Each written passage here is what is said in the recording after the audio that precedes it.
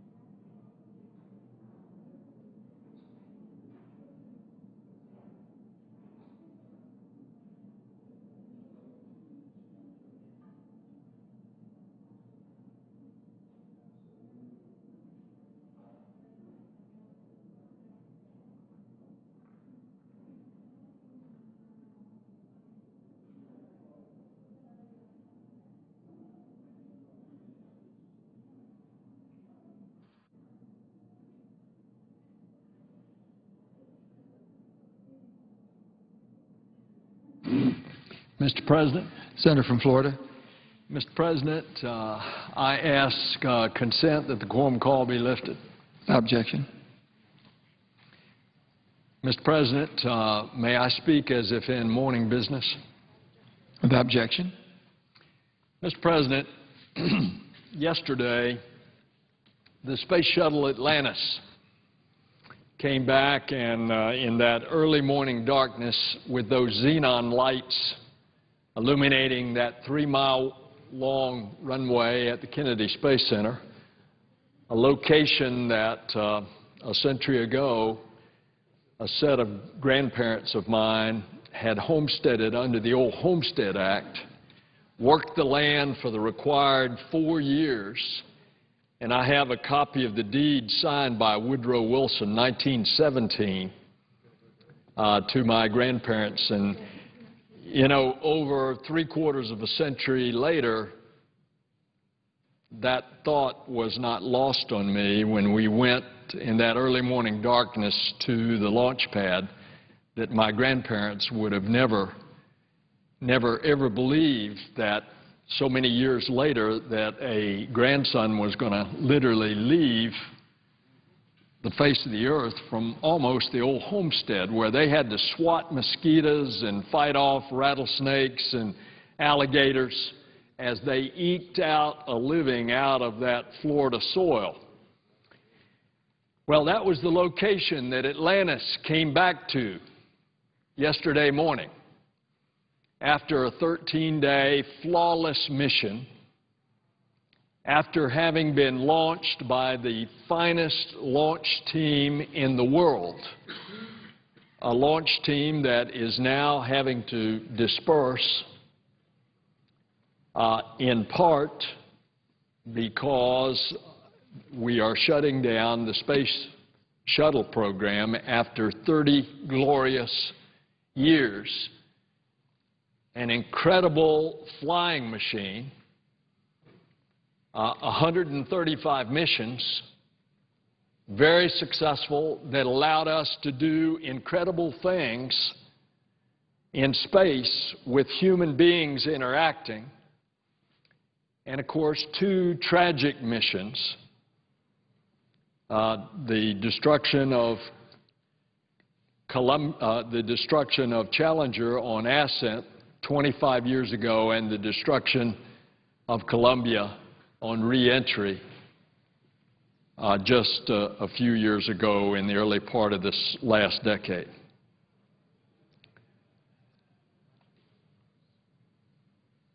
There would not be as much angst in the space community if the new rockets were ready. The problem is that the rockets are being designed and in some cases being built, but they then have to be human rated. That is, all the redundancies for safety as well as the escape systems have to be designed and developed for the new rockets. One of those new rockets is going to fly this fall.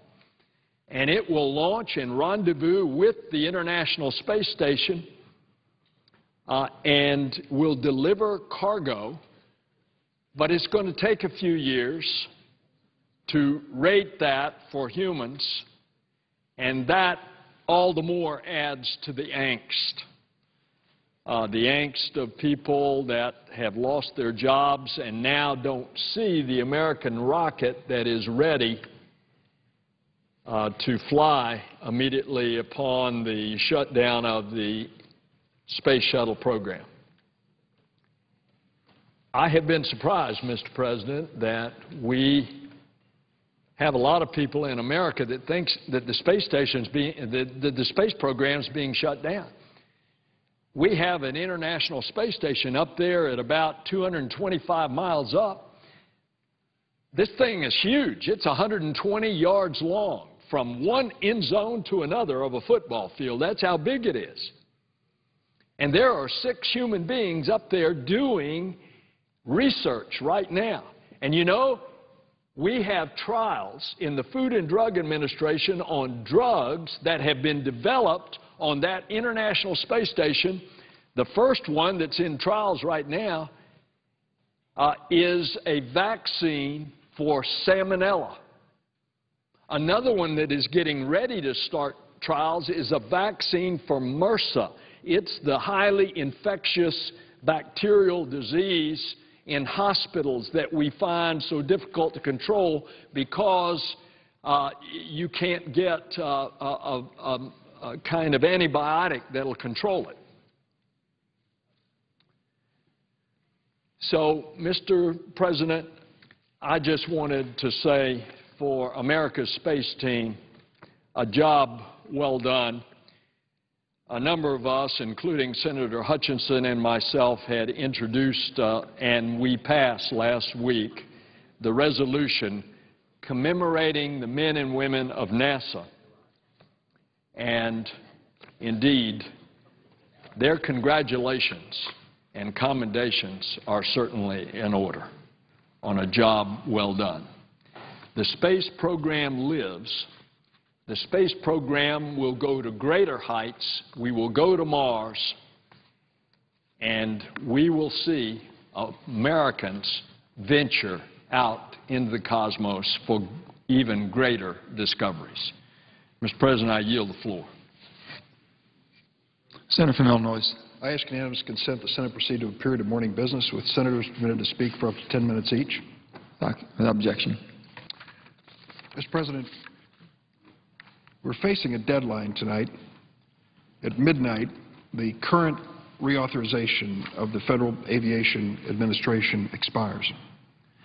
That expiration will mean that no funds can be collected or paid out of the Airport and Airways Trust Fund starting tomorrow, July 23rd.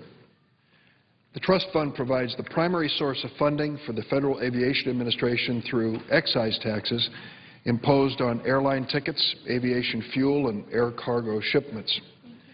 We asked the Federal Aviation Administration and the Secretary of Transportation what would happen if the extension is not passed today in the United States Senate. And he said as follows: there will be a partial shutdown of Federal Aviation Administration operations. Approximately 4,000 non-essential FAA staff will be furloughed. 143 of those employees, incidentally, work in my state, mostly in Chicago. The Airport Improvement Program, which provides construction project grants to airports, will be shut down and unable to obligate grants for projects. Projects already obligated will be able to continue, for example, the O'Hare project, Quad Cities runways in Illinois, but obligating funds for new projects will be suspended. If the extension continues for a period of time, there may be reimbursement issues with projects that are underway. There's an unresolved question as to whether or not this failure to extend the FAA authorization will have an impact on the fees that we collect, the aviation taxes and fees that we collect from airlines for their operations. It's not clear yet whether or not we will lose that revenue or can recapture it if we reach an agreement at a later time. Majority Leader Reid and Chairman Jay Rockefeller have told House leaders that a shutdown is likely unless a clean extension can be passed. The Senate is hotlining a clean extension today, which I will go to next. There are no objections to this clean extension on the Democratic side, but we do expect an objection from the Republican side. I want to tell you that the request that I make for this extension, this clean extension, is in the name of Chairman Jay Rockefeller from your state of West Virginia. This is a sad commentary on the political state of affairs in Congress today. Mr. President, this is the 21st extension of this authorization. How could we possibly explain to America that we have been unable so many times to extend this authorization for something so critical to our commerce and our economy? But now we're facing the most serious challenge we've ever had when it comes to this extension, and that is the expiration of it this evening, a direct impact on the people who work for the FAA and a direct impact on their operations. Now, I might add very quickly to give peace of mind to people, this will not have an impact on air traffic control and safety of our airlines, not at all. But the orderly operation of the FAA is at risk here. What is this all about? It's a battle over a program called Essential Air Service. Essential Air Service, if I'm not mistaken, was initiated by your predecessor, Senator Robert C. Byrd of West Virginia. At the time of deregulation of airlines, a decision was made that the smaller communities across America needed a helping hand to maintain air service. We have it in Illinois. Over the years, we have reconsidered it, amended it, changed it. It's really a shadow of what it started out to be. It's a very small program by standards of the original program. There's a battle going on between the House and the Senate now, between Republicans in the House and the Democratic leadership in the Senate about the future of this program. And, Mr. President, I just want to say, in all fairness and in all honesty, for goodness sakes, to both sides, we believe you save that battle to another day. Let us not jeopardize the operations of the Federal Aviation Administration because of a squabble over an important but relatively small program. And that's what's going to happen. What we're going to hear after I make this request is an objection from the Republican side to extending this authorization of the Federal Aviation Administration with a clean extension, making no statement about change in policy. Just says, don't jeopardize the operations of the FAA. Let's keep them in business. Let's fight this out next week or the week after on the Essential Air Service issue, but let's move forward and let the FAA do its business with a clean bill that doesn't take sides on who's right and who's wrong on Essential Air Service. What I'm offering is neutrality, political neutrality, a clean extension. What I'm afraid I'm going to get back is an insistence that if you don't take the House Republican proposal, we'll shut it down. I don't think that's a good choice for America. Let us, as politicians, do our battles here. Let's never do them at the expense of ordinary people across America who are trying to do good work to improve our airports and to make sure that we have the safest runways and the safest air operations in the world. That should be our highest priority. And so I'm going to make this request for a clean extension without getting into this political squabble at all. And I hope that the Republicans will not object. I hope that we can extend this authorization for the Federal Aviation Administration. Mr. President, I ask unanimous consent the Senate proceed to the consideration of calendar number 109, H.R. 2553, that a Rockefeller-Hutchison substitute amendment, which is at the desk, be agreed to. The bill is amended, be read a third time and passed, and the motions to reconsider be laid upon the table with no intervening action or debate. Is there objection? I object. Objection is heard. Mr. President, Senator from Utah. I would like to take just a few minutes to explain my objection to the legislation just offered by my esteemed colleague. I want to make it absolutely clear that a long-term FAA reauthorization is a priority for this country and a priority for myself, and I've said as much repeatedly. The consent request just offered by my colleague, even if accepted, would not prevent a lapse of current law. As my colleagues are likely aware, the House has completed legislative business for the week, so the only way to prevent a disruption to FAA funding is to pass Chairman Mica's bill the House passed earlier this week. I worked with Finance Committee Chairman Baucus to report a tax title from the Finance Committee to the bill that passed the Senate earlier this year. However, since then, progress on a long-term reauthorization has been slow. I share House Transportation and Infrastructure Committee Chairman Mica's frustration that favors to organized labor have overshadowed the prospects for long-term FAA reauthorization. Last year, the National Mediation Board changed the rules under which employees of airlines and railroads are able to unionize. For decades, the standard has been that a majority of employees would have to agree in an election to form a union. However, the new National Mediation Board rules changed that standard so that all it takes to unionize is a majority of the employees who vote. Now, this means that the MNB wants to count an employee who doesn't vote as voting for big labor. Somehow, organized labor is able to claim that it is democratic to appropriate someone else's vote without that person's input and participation. The FAA reauthorization bill that passed the House earlier this year undoes this heavy-handed rule and lets airline employees decide for themselves how to use their own votes. The House bill would merely undo a big partisan favor done at the behest of big labor and put efforts to unionize airline workforces on the same footing they have been on for years. The House bill does not create a new hurdle for unionization. Instead, it restores the long-standing ability of airline employees to make decisions for themselves. As I said, it is unfortunate that kowtowing to big labor has effectively grounded efforts to get a long-term FAA reauthorization off the ground.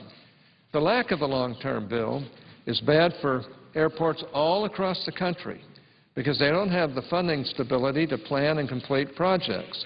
Kicking the can further down the road is not a viable alternative to actually doing what is in the best interest of passengers, commercial users of air transportation, and our airlines and airports. As a Senate conferee to the FAA bill, I stand ready to do everything I can to break the cycle of short-term extensions and to do something that hasn't been done around here for more than 7.5 years and get the FAA reauthorization off the ground. So having said all that, I ask unanimous consent that the Senate proceed to the immediate consideration of H.R. 2553, which was received from the House. I ask unanimous consent that the bill be read a third time and passed, the motion to reconsider be laid upon the table, and that any statements relating to the bill appear at this point in the record. Is there objection? Reserving the right to object. Objection is heard. Mr. President, Senator from Utah is my friend. We've worked on many things together. On this particular moment in time, we're in disagreement. What he has presented to you is one side of a story, one side of a debate, and said, unless you accept the House Republican position on this, which has not been resolved, we're going to lay off 4,000 people at midnight tonight. Do you think that means anything to them? What I offered was a clean extension that didn't get into the merits of this, which said, let's put this debate aside and that debate aside and keep the agency working, the Federal Aviation Administration. Said, nope, you either take the Republican approach or else. And incidentally, he told you at the outset, the House Republicans have gone home. They're gone. They sent this over and said, take it or leave it or close it down. That's not a very sound choice for our country. I'm sorry that the senator from Utah objected to a clean extension of this so that we could keep up these operations. I object to this because I don't believe it's a fair approach. Mr. President? Objection is heard. Mr. President? Senator from Utah. You know, a lot of us on this side are getting a little tired of the National Labor Relations Board usurping the power of the Congress of the United States and enacting labor laws that by fiat of the board that are hardly going to be upheld by the courts, but nevertheless it'd take years to reduce them and take them away.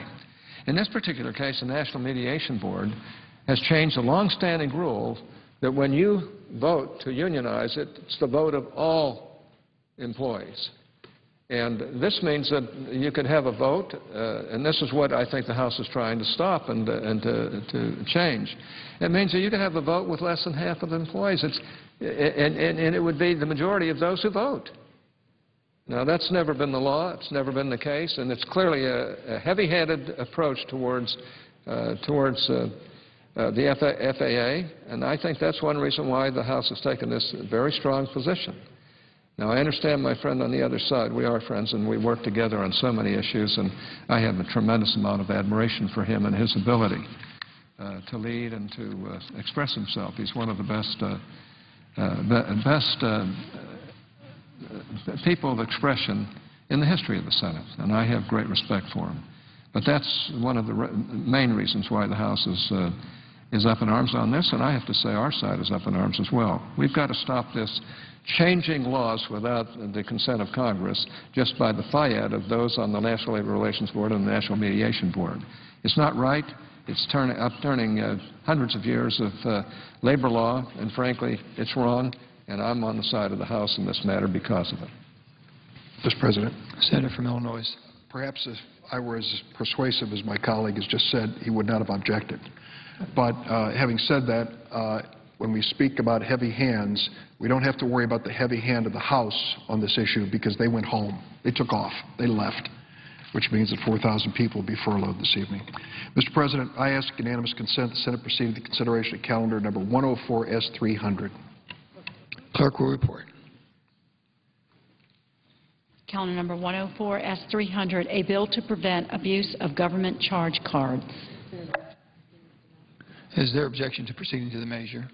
Without objection. I ask unanimous consent the committee reported amendments be agreed to. The bill is amended be read a third time and passed. The motion to reconsider be laid upon the table with no intervening action or debate, and any statements relating to the matter be placed in the record as if read. Without objection. Mr. President, I ask unanimous consent that on Monday, July 25th, 2011, at 4:30 p.m., the Senate proceed to executive session to consider the following nominations. Calendar number 83 and 84, that there be 1 hour for debate equally divided in the usual form, that upon the use or yielding back of time, the Senate proceed to vote without intervening action or debate.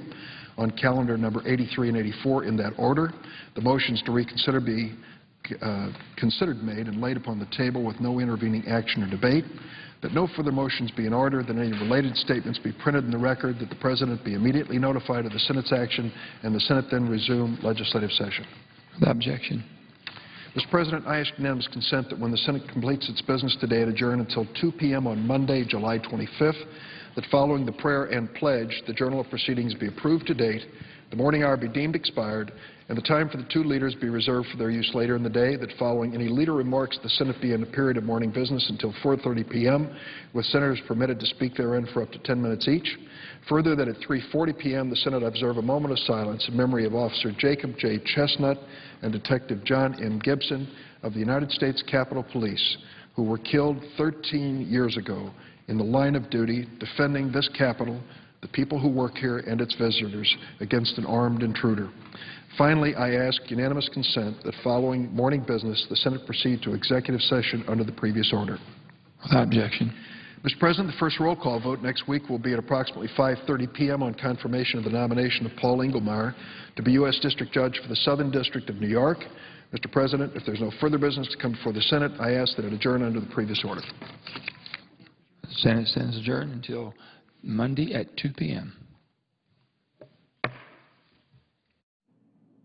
That wraps up the Senate session. Lawmakers today voted to table or kill further consideration of the House debt and deficit reduction plan.